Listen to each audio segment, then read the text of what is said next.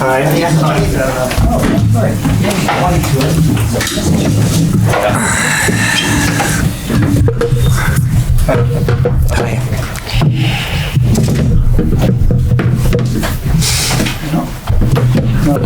Okay, thank you. Appreciate it. It's a nice, friendly bunch. We'll see. Yeah, We'll see. Okay, guys, thank you for coming down to welcome Andoni to the club. We'll start off in the usual way with the broadcast. Will lead us off. We'll go Sky, PLP, and then to PA, and then we'll break the cameras down and move to the written section. So, Mark, take it away when you're ready. Andoni, good afternoon. Good afternoon. Welcome Thank you. to the Premier League. If I could take you back to the first moments when Bournemouth made their approach to you, what was that like for you personally? How did it happen, and what was your thought process when you got this initial approach from the club? For me, it was a great opportunity, because it's Premier League probably right now, for sure, best league in the world. Also, I like a lot of things about the club. We knew the club. I always talk about a lot of set pieces, We were familiar with the set pieces. We had some players that were the same as Bournemouth. It was the first thing that came to my mind when they approached. And now that I know the club a little bit more, now that I've seen new faces, I've known new people, I'm sure it's the right choice for me. I hope I can be at the level, but I'm really grateful, and the welcome has been for me very, very, very nice. Have you ever had a connection with the club before? Have you ever spoken to previous managers? Have you ever watched Bournemouth play? Yes, obviously the games I had watched before. I didn't have, I don't know, any relationship. Probably they have. We know Eddie. He was there in Madrid visiting us, and obviously we talk. They also know Jason Tyndall, and we had talked previously about Bournemouth, but not anymore, I think. Mikel Arteta, the Arsenal boss, has said he's happy that you've joined Bournemouth and the Premier League. I believe you have a relationship with him that goes back to when you used to play with him when you were 13 or 14 years old. Have you spoken to him about the Bournemouth job when you got the approach? And is there anyone else you've spoken to about the Premier League before you decided to take the job? No, Mikel, I know him. Probably we played together with 19 years old. It's true that we kind of lost the relationship. We know that once we meet, we're going to give a hug and we can talk about a lot of things. But we haven't kind of maintained the relationship. I can call him right now, but it's not that we are the ones who talk every single week. And obviously I know players, coaches from other clubs that have worked in other clubs, and everyone's talking very good about Bournemouth, about the Premier. And the first days I've been here, I think it's everything easy for the coaches here, because clubs make our work very easy, and now we have to do our job, to do the correct things, and to get the results. The Bournemouth fans will naturally be excited about your appointment. What can you tell them about your DNA, your philosophy, and the style of football that they can expect to see next season? We want to be an efficient team. It's not like we want to be offensive or defensive. No, efficient team. The teams I've coached, normally we try to play as high as we can on the pitch, try to play with a high rhythm, try to have a good offensive volume. There will be some times that we get beat, our press gets beat, and we have to stay low and defend low in low block. But I don't think we want to be there, and I don't think we are comfortable with this style, and we will try to be proactive with and without the ball. There's a lot of talk at the moment about transfers. Naturally, Premier League transfers are huge business in Europe and the world. Have you had the opportunity to speak to the board about what you would like to do in the transfer window, the players you'd like to recruit, and the type of approach you'd like?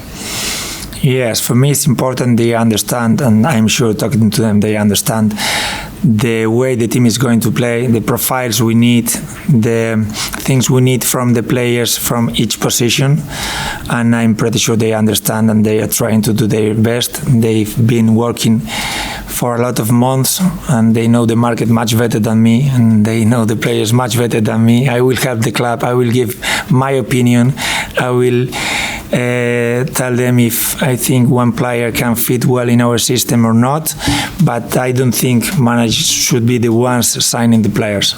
Have you been given a budget or a number of players or anything like that? Have you had those conversations? No, truly I'm much more focused on knowing the players we have. For me are new faces. We have to know the ones we already have, that we have them training and know where they can play in our system, what position they can occupy to perform, and obviously there will be new signings. But I'm not so concerned about the new signings because I have a lot of work to do before, and I know the club is working on it. And just finally from me, the club was taken over in November by Bill Foley and his consortium, which included Michael B. Jordan, the Hollywood actor. Have you had the opportunity to have long discussions with Bill and build that relationship, because he's so passionate about the club being successful? What's he said to you about the job and the role and the targets that he wants you to achieve? Yeah, Bill is an owner that is willing to improve everything in the club. We can see it from the first day, new facilities, he's thinking new stadium, how can he help more everyone involved in the club, the players, the staff, and I think it's very good. He has also the sporting culture. He's been also successful this season with the Las Vegas Knights, and I think he wants the best for AFC Bournemouth, and we'll try to help him. Thank you. Andoni, what is the target for this first season? If I could offer you 17th place, would that be enough? Would you take that today? I don't believe too much in long-term goals, you know. I am more focused, okay, we play West Ham, let's get prepared. We play Anfield, let's get prepared. At the end, we have to be realistic. It's true that probably the main goal will be, okay, we are next season again Premier League, but I'm much more concerned about how we are going to do it, how we're going to arrive, how we're going to play, how we're going to improve the team, and we'll take it game by game. Let's stay prepared. The long-term goals, okay, you start the season, you don't start well, okay, the goal will be to remain. You start very well and then you start thinking about other goals. Okay, I feel that is much logical to think game by game. Fair enough. You said the team will be efficient. I've seen ex-players and people who've watched your Rayo Vallecano side describe them as chaos but fun. Is that a fair description? I think that I don't like the games to be too controlled, you know. You are on the ball for 30 seconds and then they are on the ball for 1 minute, and I prefer some kind of, even if we are not so clinical, so sharp, we try to attack as soon as we can. We open the game. We have a good volume of crosses, of chances. Even if sometimes, okay, when you want to play high, when you want to arrive, sometimes you will suffer at the back. But we have to be ready. I think we have good defenders also.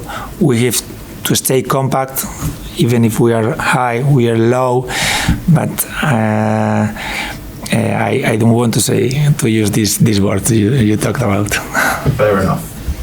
When you're looking for the players here and new players, they can all play at this level. What is the one attribute above all others that you need from your players? We need commitment. We need commitment, especially the way we want to play. We need everyone involved offensively and everyone involved defensively. and it's one of the things that I liked more about the players we have.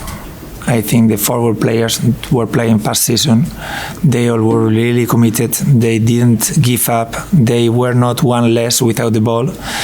And we want to maintain this because that's the A for me. We start from there.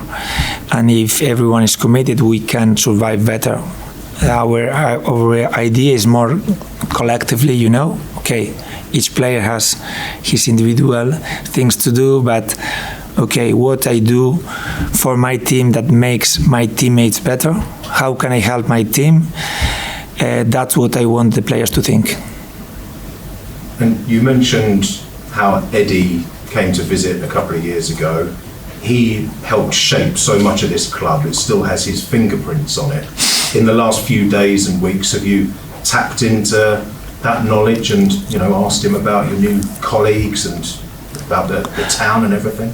Yes, obviously everyone here talks about Eddie. That's a sign that he did a lot of very, very good things here in Bournemouth, and I'm happy that he has been very successful also now in Newcastle.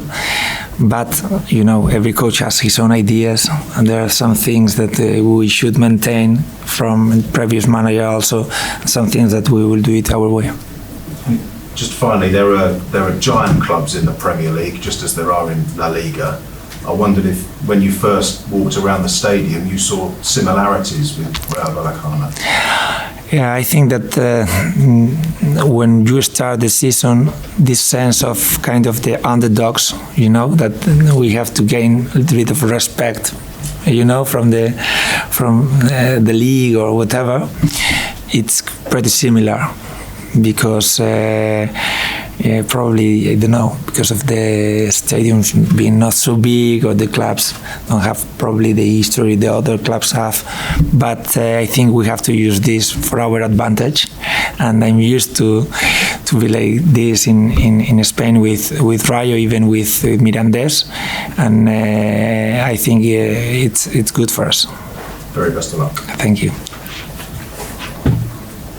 Hi there. Yeah, you've already spoken about Mikel Arteta, but you and Mikel come from that same small region in Spain, and also Unai Emery and Julian Lopetegui. What do you think it is about that area that produces great football managers? I really don't know. It's something strange because it's not a big area. We are not so much. But I think it's really nice. It's really nice. I've coached against Unai and Julen. I haven't coached against Mikel. I think I haven't even played against him because he has been almost all his career in England.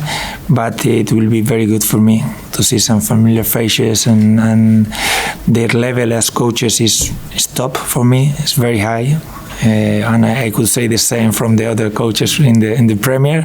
So for me as a coach, it's really big challenge. When you look at someone particularly like Unai, who's won trophies with Spanish teams, he came back to England last year and has done a great job at Aston Villa. Is that almost an example that you'd like to now follow? I think I'm not there. I'm not in this level, you know, because he has showed a lot of things before. But for me, it's someone that has been really successful almost everywhere. He's very good as a coach. I think he's a very good coach. Set pieces, with the ball, without the ball, how they prepare for the games tactically, and it's something logical for me that he has been so good in Aston Villa. Have you spoken to him, or were you No. We have spoken sometimes, but I haven't talked to him. And you were asked about transfers, and I know Justin Kluivert's already come into the club. A player of that calibre, does that just show that Bournemouth can attract some of Europe's top players? Of course, I think Bournemouth is a very attractive club for the players, the ones who play in other leagues in Europe, and for the ones that play in other clubs in England. I think we have to choose well. We have to select where we need the players and what kind of players we need, but for sure it's an attractive club for the players. Thank you. Okay. Thank you. Thanks, guys. Well done.